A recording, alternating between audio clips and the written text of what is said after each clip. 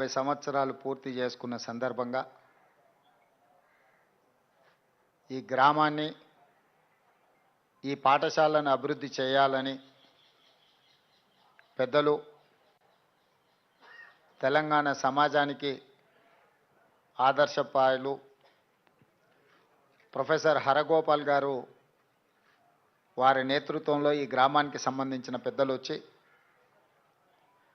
నాకు కలిసి ఈ పాఠశాల యొక్క గొప్పతనాన్ని వివరించడం జరిగింది. నాకు ఆశ్చర్యం అనిపించి నిజంగా 150 సంవత్సరాలు పూర్తి చేసుకున్న ప్రభుత్వ పాఠశాల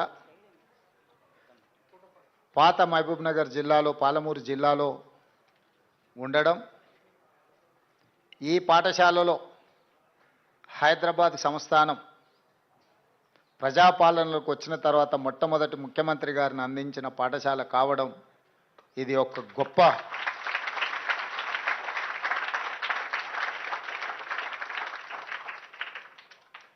అట్లాంటి పాఠశాలకు నాతో పాటు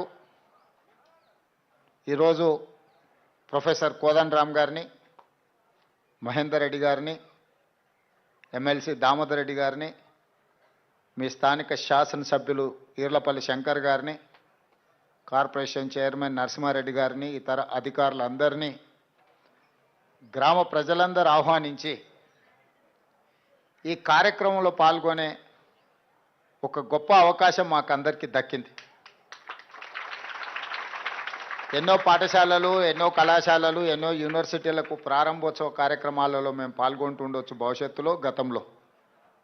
కానీ 150 సంవత్సరాల చరిత్ర కలిగిన ఈ చరిత్ర కలిగిన పాఠశాల నుంచి హైదరాబాద్ సంస్థానం ప్రజాస్వామ్య రాష్ట్రంగా ఏర్పడ్డ మొట్టమొదటి ముఖ్యమంత్రిని అందించి, అదేవిధంగా మర్రి చెన్నారెడ్డి గారిని, అదేవిధంగా సత్యనారాయణ రెడ్డి గారిని, శ్రీనివాసరావు మంత్రి గారిని చాలామంది పాఠశాల మనకు అందించడం జరిగింది. ఆనాడు ఉర్దూ మీడియంతో ప్రారంభమైన ఈ పాఠశాల ఈనాడు ఈ సమాజానికి అవసరమైన మేధా సంపత్తును అందించడానికి ఇంకా కృషి చేస్తూనే ఉంది. వాస్తవంగా ప్రొఫెసర్ హరగోపాల్ గారు చెప్పినట్టు ఆనాడు చంద్రబాబు నాయుడు గారు, ఇతర ముఖ్యమంత్రులు ఈ గ్రామ అభివృద్ధి కోసం ఆనాడు జూనియర్ కళాశాలను ఇవ్వడం కానీ, రకరకాల ఈ గ్రామంలో తుర్రఖాన్ బాజ్ని ఈ గ్రామంలోనే నిజాంకు వ్యతిరేకంగా పోరాటం చేస్తుంటే స్వేచ్ఛ కోసం వారు నిరంతరం కృషి చేస్తుంటే గ్రామంలో అరెస్టు చేయడమే కాకుండా ఆనాడే గ్రామంలో పోలీస్ స్టేషన్, ఒక గ్రంథాలయం, అభివృద్ధి కార్యక్రమాలకు సంబంధించి గ్రామానికి ఇచ్చిండ్రు. మరి ఈరోజు తెలంగాణ రాష్ట్రం వచ్చిన తర్వాత ఈ గ్రామము, ఈ పాఠశాలను అద్భుతంగా అభివృద్ధి చేసుకొని భవిష్యత్ తరాలకు ఇది ఒక చరిత్రగా అందించాల్సిన బాధ్యత రాష్ట్ర ప్రభుత్వాల మీద ఉండే. కానీ గత ప్రభుత్వం పూర్తి స్థాయిలో దృష్టి పెట్టకపోవడం వల్ల ఈనాడు ప్రొఫెసర్ హరగోపాల్ గారు నా దృష్టికి తీసుకొస్తే తక్షణమే సార్ మీరు చెప్పాల్సిన అవసరం లేదు, ఆ గ్రామానికి అవసరమైన అన్ని అభివృద్ధి కార్యక్రమాలను ఇద్దాం, ఈ పాఠశాలలో ఇంకా ఈ రాష్ట్ర, ఈ దేశ భవిష్యత్తును నిర్మించగలిగిన విద్యార్థులను తయారు చేయడానికి అవసరమైన ప్రోత్సాహాన్ని ఇవ్వడం నా బాధ్యత. బూరుగుల రామకృష్ణారావు గారి తర్వాత మళ్ళీ తెలంగాణ రాష్ట్రానికి ముఖ్యమంత్రి అయ్యే అవకాశం ఈ పాలమూరు బిడ్డకు దక్కింది. ఇది పాలమూరు జిల్లా యొక్క ప్రతిష్ట, పాలమూరు జిల్లా యొక్క గౌరవం. ఈ ప్రతిష్టను, ఈ గౌరవాన్ని నిలబెట్టే బాధ్యత నా మీద ఉన్నది. తప్పకుండా ఇక్కడికి సంబంధించి, ఈ పాఠశాలకు సంబంధించిన అభివృద్ధికి ఎన్ని నిధులు కావాలనో మనం ఇద్దామని తక్షణమే కలెక్టర్ గారికి నేను ఆదేశాలు ఇచ్చి, మీరు వెళ్ళి అక్కడ పరిశీలించండి అని చెప్తే పాఠశాల కోసం ఒక 10 కోట్లు, లైబ్రరీ కోసం, గ్రామ పంచాయతీ బిల్డింగ్ కోసం, వీటన్నిటికీ నిధుల ప్రతిపాదన, అదేవిధంగా ఈ గ్రామంలో సీసీ రోడ్ల కోసం, ఉపాధి హామీ పథకం నుంచి ఇవన్నీ ఒక 16 కోట్ల రూపాయలు ఈ గ్రామం యొక్క అభివృద్ధి కోసం ఈరోజు నిధులను మంజూరు చేయడం జరిగింది. అదేవిధంగా మా శాసనసభ్యుడు ఒక మైనారిటీ కమ్యూనిటీ హాల్ కూడా కావాలి, గ్రామంలో ఉన్నారు అని చెప్పిండ్రు. తప్పకుండా ప్రభుత్వం దానిని కూడా పరిగణలోకి తీసుకుంటుంది. ఇదే కాకుండా ఈరోజు విద్యతో పాటు సాంకేతిక నైపుణ్యాన్ని అభివృద్ధి చేయాల్సిన అవసరం ఉంది.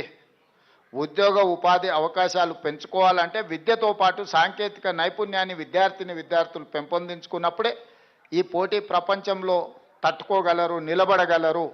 అందుకే ఈరోజు ఈ గ్రామానికి అడ్వాన్స్డ్ టెక్నాలజీ సెంటర్ని కూడా మంజూరు చేస్తున్నారు. భవిష్యత్తులో మీరు చదువుకున్న వాళ్లకు 10th ఇంటర్ చదువుకున్న వాళ్ళు సాంకేతిక నైపుణ్యాన్ని ఇస్తే రేపు రాబోయే ఈ పోటీ ప్రపంచాన్ని తట్టుకొని నిలబడి రాణించగలరని చెప్పి ఈరోజు మొగిలిగిద్ద గ్రామానికి అడ్వాన్స్డ్ టెక్నాలజీ సెంటర్ను కూడా మనము మంజూరు చేసుకోవడం జరిగింది. ఈరోజు ఇక్కడ ఉన్న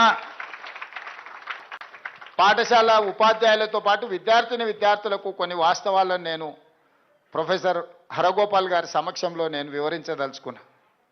చాలా సంవత్సరాలు టీచర్ల నియామకాలు జరగలేదు.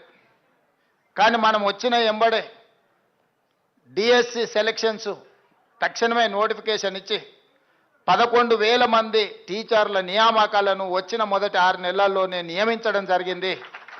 ఎందుకంటే తండాలలో, గూడాలలో, మారుమూల పల్లెల్లో ప్రభుత్వ పాఠశాలలు మూసివేస్తే అక్కడుండే పేదలకు విద్య దూరం అయితే తీరని అన్యాయం జరుగుతుంది. ఆ పేదలు విద్యకు దూరం అవుతే రైట్ టు ఎడ్యుకేషన్ యాక్ట్ను మనము వాళ్ళ విద్య యొక్క హక్కు చట్టాన్ని మనమే కాల రాసినట్టు అవుతుంది. ఆ తండాలలో, గూడాలలో, మారుమూల పల్లెల్లో మూతపడ్డ పాఠశాలలు తెరవాలి అని ఎంబడే నోటిఫికేషన్ ఇచ్చి 11,000 మంది టీచర్ల నియామకాలను నాకు తెలిసి ఇక్కడనే వెంకటనరసింహారెడ్డి గారు అధికారి ఉన్నారు. 40 ఎన్ని రోజుల్లో మనం అది 55 రోజుల్లోనే గతంలో నోటిఫికేషన్లు ఇస్తే